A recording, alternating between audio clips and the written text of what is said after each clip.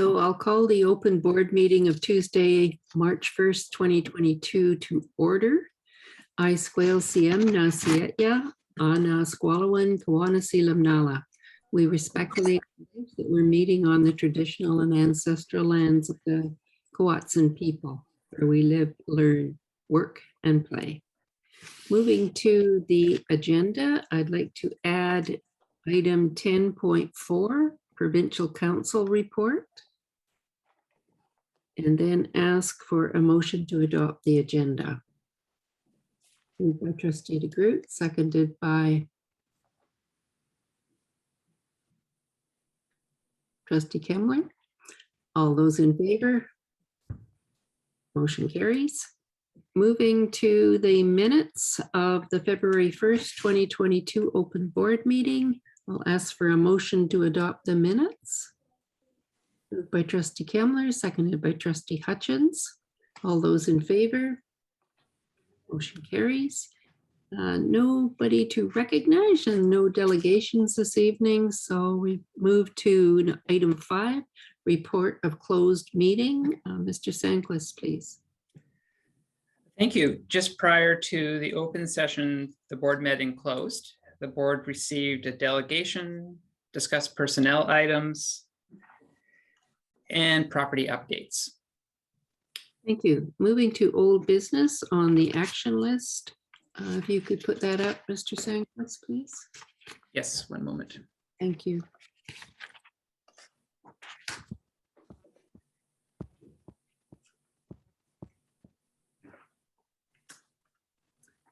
Okay, I'm just sharing and zooming.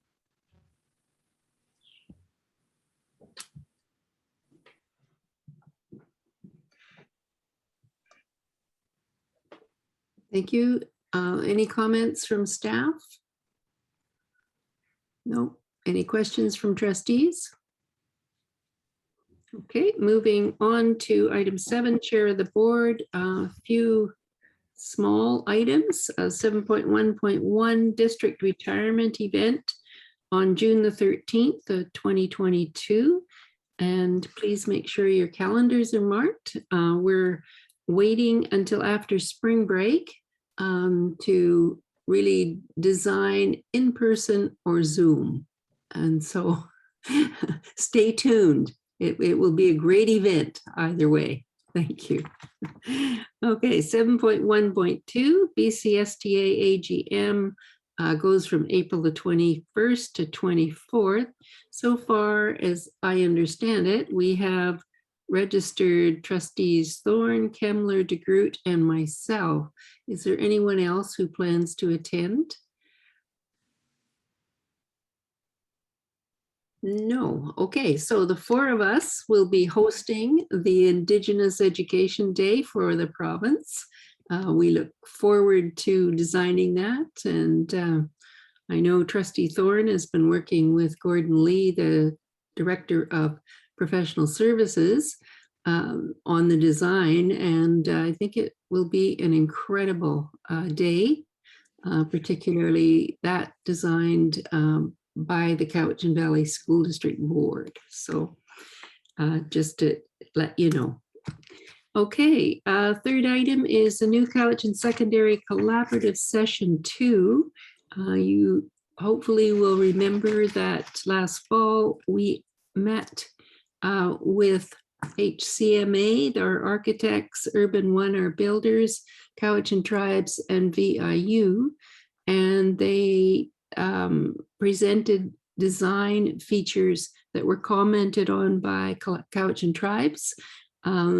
We were really impressed with the feedback that we got back. And so we are designing another meeting next week on March the 9th.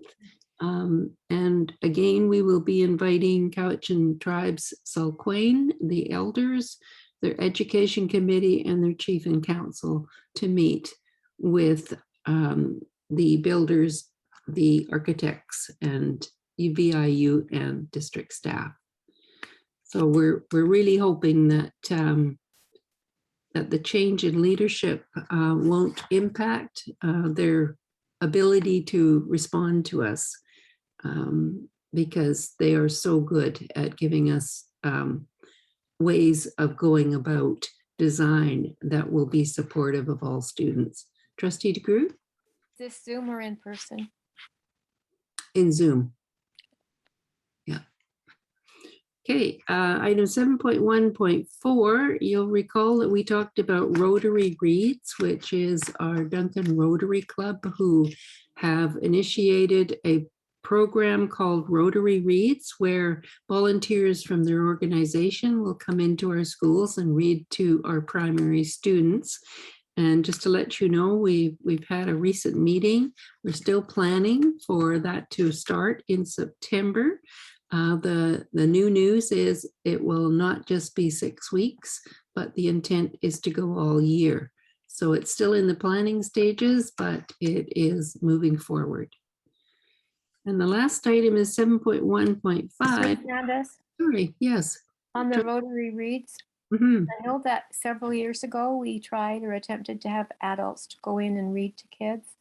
And we had an issue with, I think, CUPE. Have we talked to them about this yet?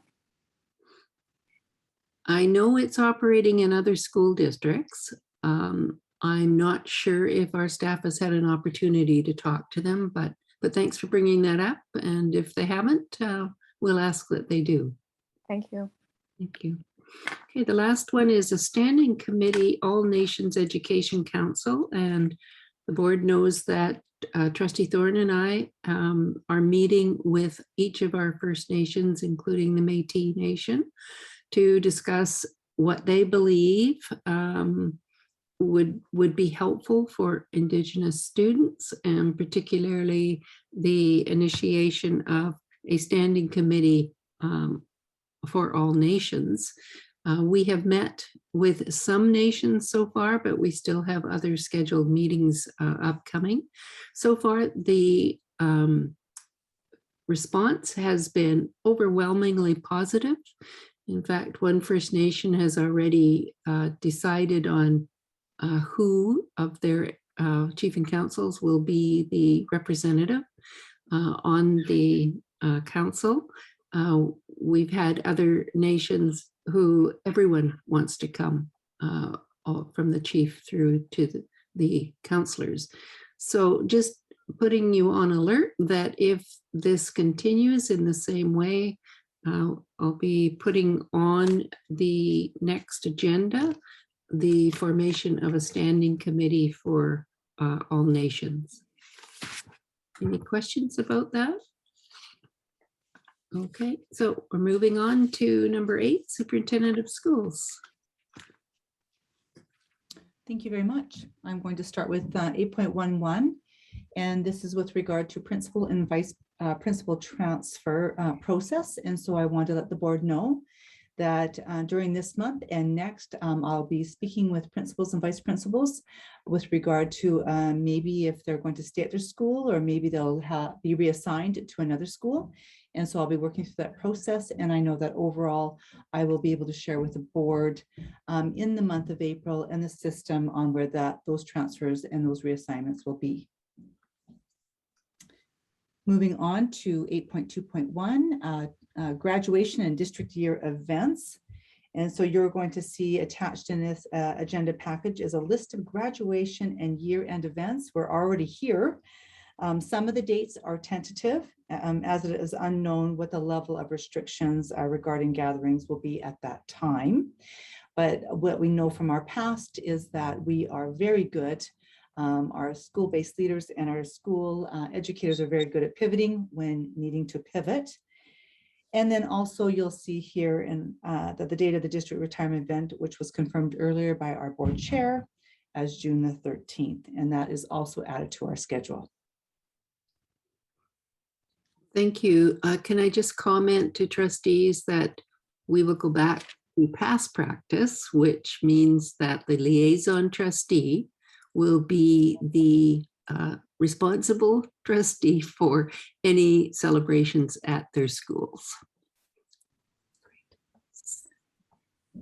Could be very exciting times this spring. It could be, and it could be a wonderful time to go and finally see all of the kids who are graduating and all of our staff who are working so hard. I'm really hoping it's in person. Thank you. Please continue.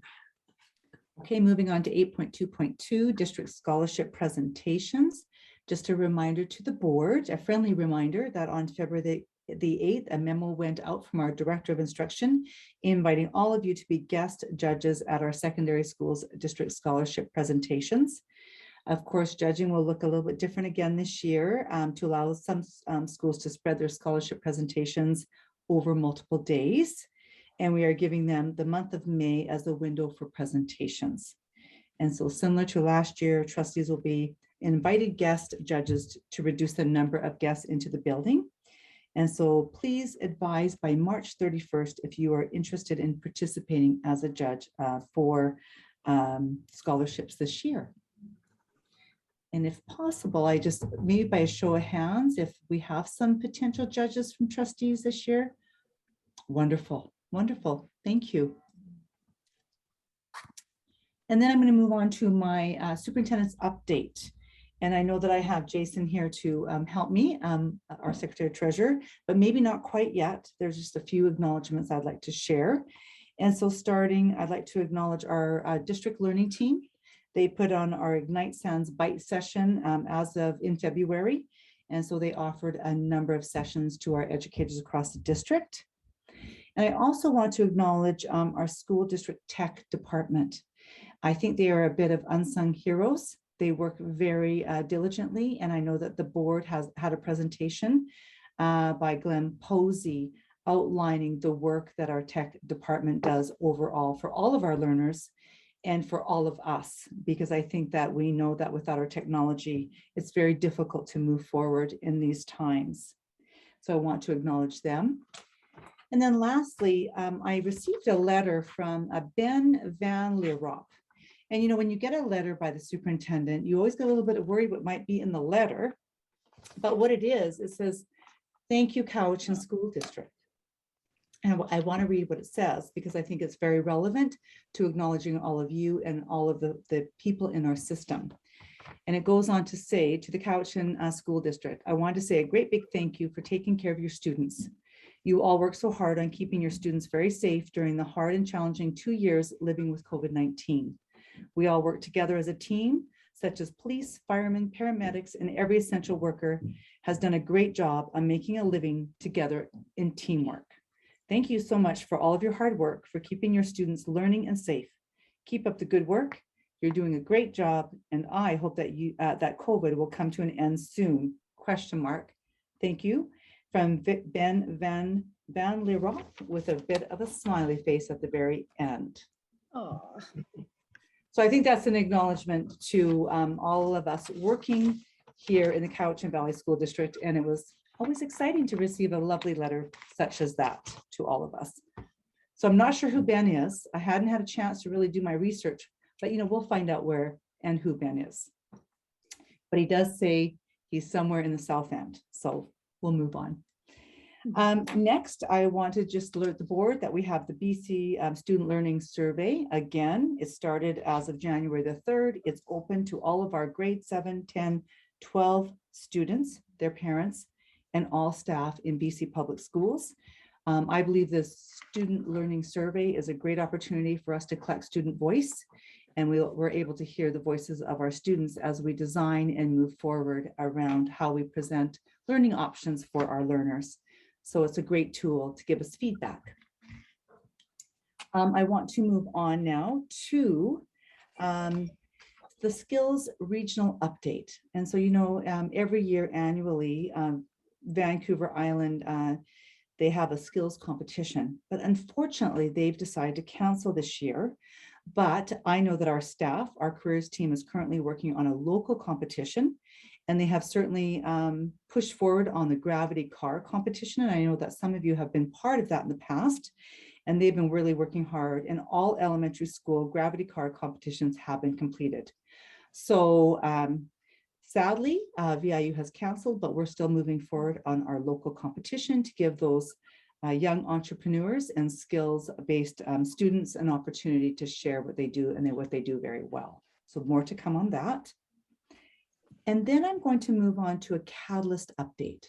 We haven't been able to hear from our vice principal who actually supports that program, but I want to share with you 3 items, and then I'm going to ask Jason to share some posters. And so currently we have chess. We have chess clubs that have been running through our winter months. We have supported our schools to hold school-based chess tournaments that will take place at the school's discretion before spring break. And we also have a drama challenge. This year, we will be hosting our drama challenge in a similar way we did last year. We will have drama teams submit a challenge video to be judged by Francis Kelsey secondary drama students and then awarded via a district Zoom. These will close on March the 11th. I love that we have students who are the judges for the drama challenge. And then other than that, we have ongoing monthly learning experiences that we share each month with our schools. And our hopes are to invite classrooms into these areas of knowing and support our teachers to embed learning enhancement in their classrooms. So there's 2 I'd like to share. And Jason, this is where you come in. And we have a poster around our monthly primary STEM challenges. So every month we share a primary STEM challenge with our schools. And so there is the poster for that particular challenge. So excellent work there. The next one, we have monthly outdoor educational challenges. And this is about outdoor education and learning experiences. So here you can see grade level 2 to 12 around biodiversity, and a challenge for all of our learners across the district around outdoor ed. And so those are some of our monthly challenges that are available to all of our students. The next item I'd like to share is we have a video message by our district elder, Dolly, and it's to our Hahas Manem. And I'd like to share that, and where it's a message to all of our learners to come back to school and how much we're ready to support them. And so Dolly hopes that that the students will hear her message and join us back at school where we're all waiting for them. And so I'd like to share that with the board.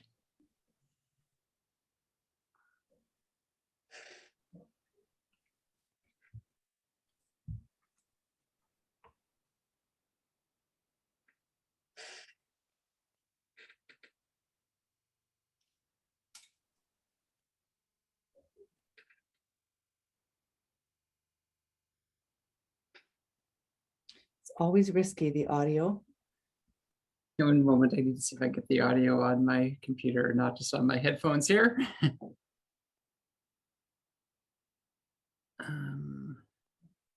Let's see if this starts.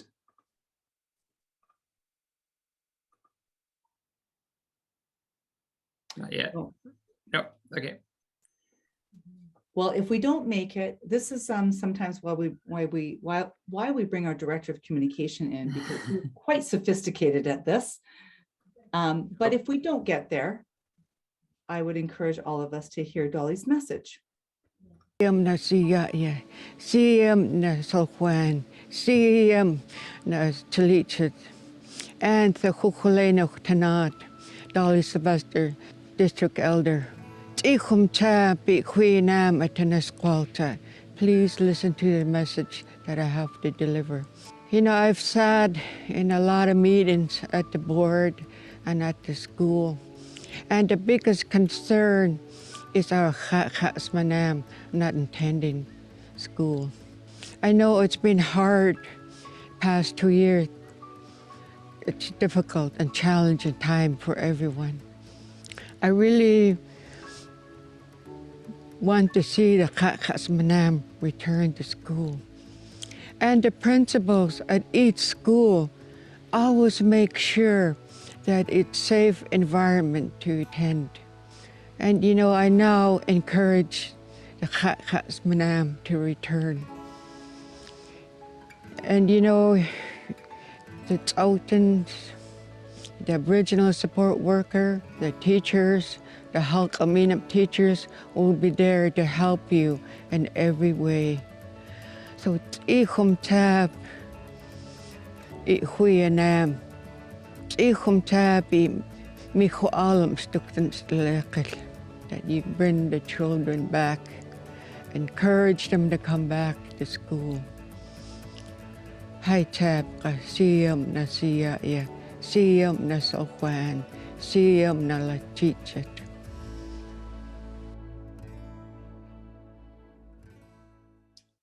All right, so the intention there was, we know it's been very difficult for our Indigenous communities around COVID. And so Dolly, our district elder, was encouraging many of our Indigenous learners to come back to school.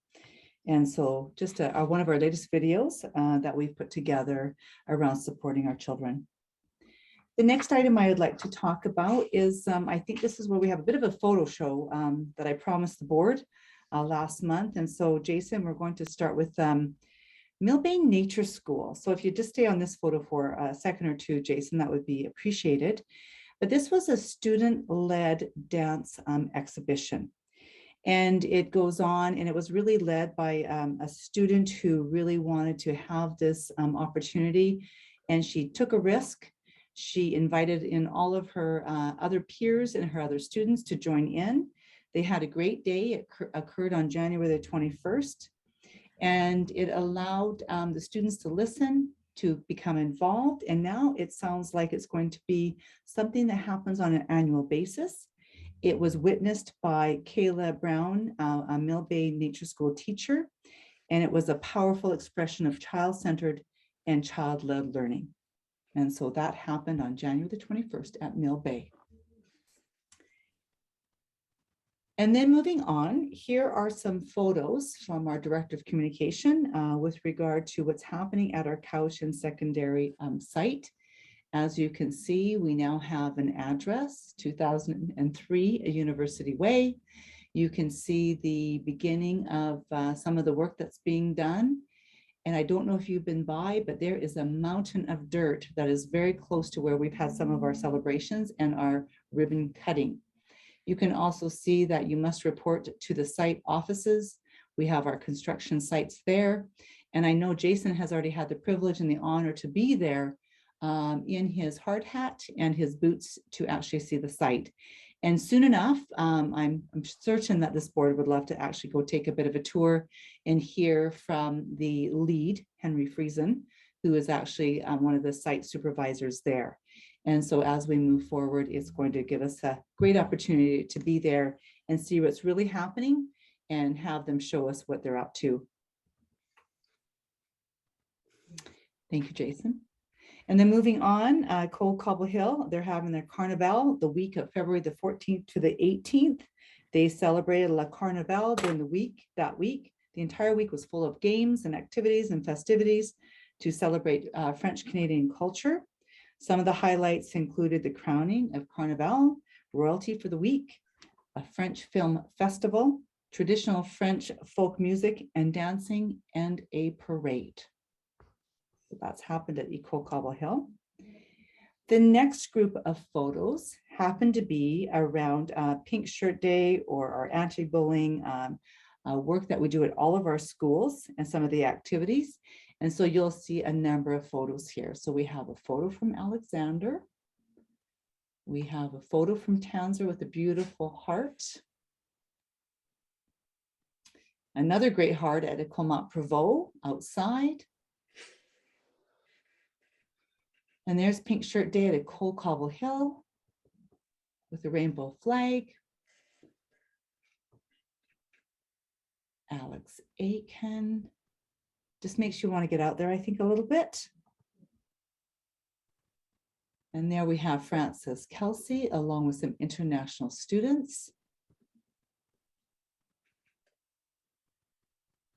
There's Bench. We've got Mill Bay. And if we don't have all of our schools represented, I can guarantee you they still have activities on the go. These were the ones we were able to pull forward around some photographs to share with the board. Thank you, Jason, very much for multitasking and making that audio work. Much appreciated. I just have a couple more things to share with the board. We do have a master's research project that has been approved. We have UBC graduate students named Al Ryson and Sterrett Mercer. They have received approval to their master's research entitled Mental Health and Wellness in K-12 Staff Affected by Childhood Adversity. This is a study to determine whether there's a correlation between adverse childhood experiences experienced by educators in the past and their current mental health and wellness. And so the data that will be collected, online questionnaires for interested educators in this area. And of course, this research data will be anonymous, and it does comply with FIPPA. So I wanted to share that with the board. I also want to let the board know that I've had some school visits and some check-ins. I've been to DL, Careers, Chemena Secondary, Francis Kelsey, Lake Cowichan, and just recently Discovery Elementary. Always a pleasure to go out there and visit those schools. And then I also wanted to let you know that there is a Ministry of Education Enhancing Student Learning Framework, a virtual learning series. And so I have been able to participate in the last two. The first one was led by Dustin Louie, Dr. Dustin Louie, and it was focusing on decolonizing and indigenizing education at the district level. The second one that I was able to participate in was a keynote by the name of Ilse Govan, and she was focusing on unpacking white privilege. And just a bit of a heads up, Ilse Govan will be at our non-instructional day in April, and she will be leading a keynote with all of our staff across the district. And she's a very engaging individual around those particular concepts. And that is the last update from me around the superintendent's update, and I'm able to move on to 8.3 unless you have any questions. Does there appear to be any? Superintendent, if you'd like to proceed. Okay, in your package, you will find a board authorized authority course. It is attached for a potential board approval, and it's on expanded core curriculum Braille 10. This course has been developed so that students who are blind or visually impaired can begin to develop competencies in Braille reading and writing. It will provide students with skills that will allow them to continue to access and enjoy a variety of literacy materials in an efficient reading medium. It requires a qualified teacher of students with visual impairments who is proficient in Braille and access technologies. The students are taught using direct instruction on an individual basis, as there is usually only one student with a visual impairment in each school. Braille is scheduled as one of the electives, and the teacher of students with visual impairments meets with the student during the appointed block. So it's here for the board's consideration, and there is a board motion that states that the Board of Education approves the following board authorized course for implementation in September of 2022. So any questions on the course? Trustee Doman? Sorry, how many visually impaired students do we have in the district? We only have a handful, and I could not exactly tell you where they're located. But what this course does, it allows them to get course credits for learning Braille, and so it would be an elective. Thank you. Any further questions? Trustee Croft? Are there other places to learn Braille in our community? I wouldn't have the answer to that question, but I do know that this particular course has been used provincially, and we have lifted it up from the province to actually support our students around this. So may I? I'm just wondering, is this, so that it's possible that this could be the first exposure that these students will have, or first opportunity to learn Braille? It looks like Expanded is the name of it, so it's beyond the beginning of Braille. Okay, thank you for your clarification. Any further questions, Trustee Doman? And this course will be offered at the schools that these students are at? That's through the board, Chair. Yes, exactly. This would be only for those students who specifically want this course at the school that they're at. Trustee Hutchins? The question is, why did it take so long to get here? Do you have an answer for him, Superintendent? Well, I think that it's just, we always look for opportunities that expand interest by our students for that. And you know, I'm just going to say that thankfully our director of instruction has got it to the table now. So that would be my response. I think that there's so many courses that we could offer our learners.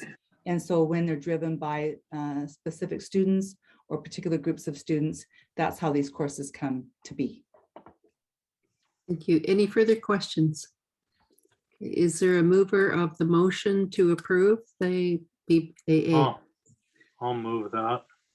Moved by trustee Doman, seconded by trustee Hutchins. Any further debate? All those in favor? Motion carries. All right, I will move to 8.3.2, and this is around our Performing Arts Academy. After a successful year of operation, the Adage Dance Academy is ready to expand to become a Performing Arts Academy. The Cowichan Valley Performing Arts Academy will provide students within our district and surrounding areas opportunities to develop their skills and passion in the area of dance, musical theater, singing, music, and acting. This academy has the ability to draw in students from other districts as well as retain those within our own district who are looking for options and next steps toward fulfilling their performing arts related goals. At the BEBC, when we met on February the 22nd and recommended the academy and its fees be approved. And you can see that there is a recommended motion for the board's consideration, which states that the Board of Education approve establishing a Performing Arts Academy at Cowichan Open School and authorizes the fees be set at $325 per month or $32.50 per year. Thank you. Trustee Croft. So moved. Moved by trustee Croft. Is there a seconder? Trustee DeGroot. Are there any comments or debate on the motion? Trustee Croft? I'm just curious, is there GST or PST charged on that kind of thing? Can I ask the Secretary Treasurer perhaps to respond to that? These aren't fees collected by the school district, so it would determine on the status of the organization that are collecting the academy fee. Thank you. Any further debate on the motion? All those in favor? Motion carries unanimously. Thank you for your report, Superintendent. Moving to Secretary Treasurer.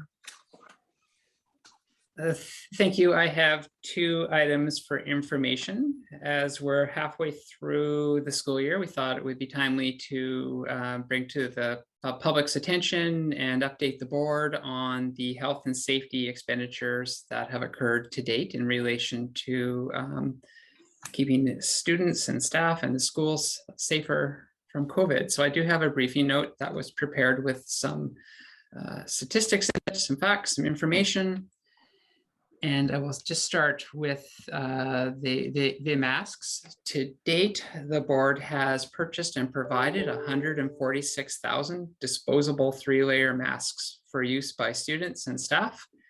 And that was at a cost of $11,780 to date. In addition, it was announced earlier that the board were purchasing N95 masks originally with the intent of distributing approximately 7 per staff member. We have more than doubled that inventory and have those available for a future distribution. So that has come at a cost of $31,000. And that will approximate 17 masks per person for use this school year. Of course, it's yet to be seen what the mandates will continue to look like in the future, but we'll have those available for staff. Ventilation has been a big issue this year. 6 portables were updated with heating recovery ventilators, and there's an approximate cost of $240,000. Part of that has come from provincial funding, and part of that has come from federal funding, and part of that has come from the annual facilities grant, but that ensures that those buildings that didn't previously have mechanical ventilation now do. In addition, 34 standalone HEPA filter units are being ordered for learning spaces that don't have mechanical ventilation. So some students may learn in small settings in rooms that aren't classrooms, and this is to ensure that ventilation the air is filtered in those classrooms. The cost for those units and filters is approximately $60,000, and that comes from some federal funding. The school district also continues to replace air filters with the MERV 13 standard. When it comes to rapid tests, the Ministry of Education provided the school district with approximately 2,400 rapid tests for staff. It turned out that that was to be for two per employee. It did not provide enough for all employees in the school district when we considered the casual staff. So we enhanced that supply by ordering another 600 testing kits. So that's for 300 additional individuals at a cost of approximately $9,000. Again, out of that funding. And previously, the board in the preparation of this year's annual budget, so last year at this time, the board allocated $200,000 to continue 2 electrostatic sprayer positions, enhanced cleaning supplies, hand sanitizer, etc. After, when some provincial funding was received, that was expanded to 4 electrostatic positions to ensure that every school was sprayed every day. And so those are the measures that have happened to date. And it was to be a relatively normal September when we were planning. So these were all responses that came as the protocols and provincial guidelines changed. Shows that we were adaptable and able to get that safety equipment and that cleaning and that ventilation enhanced. Thank you, Secretary Treasurer. I think we can all be really proud of the fact that we have devoted resources to supporting the health and safety of our students and staff. So thank you for giving us that report. It puts it all into a big picture of what we've done and our commitment to our students and our staff. Any further questions or comments from trustees? Okay, so moving on to 9.2. Thank you. This is an action item that's been referred to the board from the Board Education and Business Committee. These are the 2022-2023 budget guiding principles that were reviewed at that committee, and they are as follows. That the board must properly fund the priorities within the strategic plan and prepare our learners for a world they will create. This is done through the effective prioritization of student learning through the proper allocation of resources. Is developed as a mechanism to aid in reconciliation. Accounts for uncertainties of the global COVID-19 pandemic and its effects on the school district. So we're going to need to think about what that looks like and whether that is a contingency or any specific response for September. Must be developed in a transparent process and must include public and partner input through communication, consultation, and reporting back. So many of those meetings are already scheduled or in the process of being scheduled and are available through the budget timelines. Complies with the School Act collective agreements and other regulatory requirements and board policy. Considers multi-year implications of decisions. This is sort of new. The ministry is requiring more accountability and multi-year planning in budget cycles. So this is now reflected within the budget guiding principles. Balances short-term and long-term priorities. Again, that's looking at the effects of spending funds today and sustainability and long-term effects, and then maintains an appropriate contingency balance. So the board has changed from having a contingency policy to an annual surplus policy, but it still outlines a particular contingency that is ideal to be the board's savings. So those came forward from BEBC and are here for a motion of the board. Thank you. Trustee Hutchins, is that a mover of the motion? Trustee Hutchins, seconded. Trustee Croft. Any conversation on the motion? All those in favor? Motion carries unanimously. Thank you for your report, Secretary Treasurer. Moving to item 10, committees and outside organizations. The first 10.1 is highlights of the February 15th Advisory Committee meeting. Trustee Kemmler? I would like to request that the Board of Education receives the highlights of the Advisory Committee meeting of February 15th, please. Thank you. Moved by Trustee Kemmler, seconded by Trustee Croft. All those in favor? Motion carries. Moving to 10.2 minutes of the January 25th, 2022 BEBC meeting. And I noticed that Trustee Kemmler chaired that meeting. So over to Trustee Kemmler. I would like to move that the Board of Education receive the minutes of the January 25th, 2022 BEBC meeting. Moved by Trustee Kemmler, seconded by Trustee Hutchins.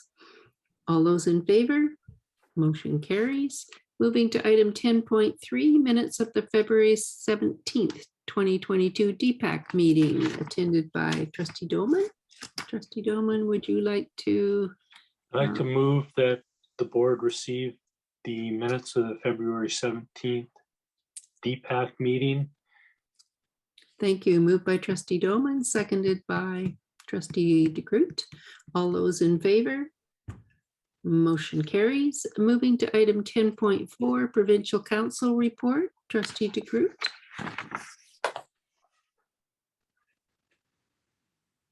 I'd like to move that the Board of Education, excuse me, receive the synopsis of the February 22nd, 2022 Provincial Council meeting. Thank you. Moved by Trustee DeGroot, seconded by Trustee Kemmler. All those in favor? Motion carries. Moving to item 11, upcoming meetings and events. Mr. Sandquist, could you share that with us, please?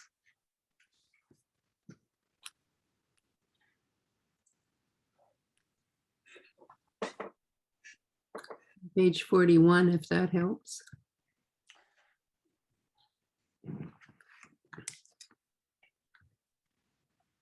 Schedule a meeting and events. There we go.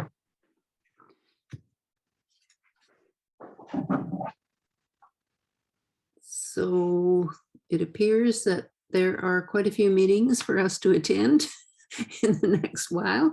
I hope you get them on your calendar. Any meetings that trustees or staff wish to address?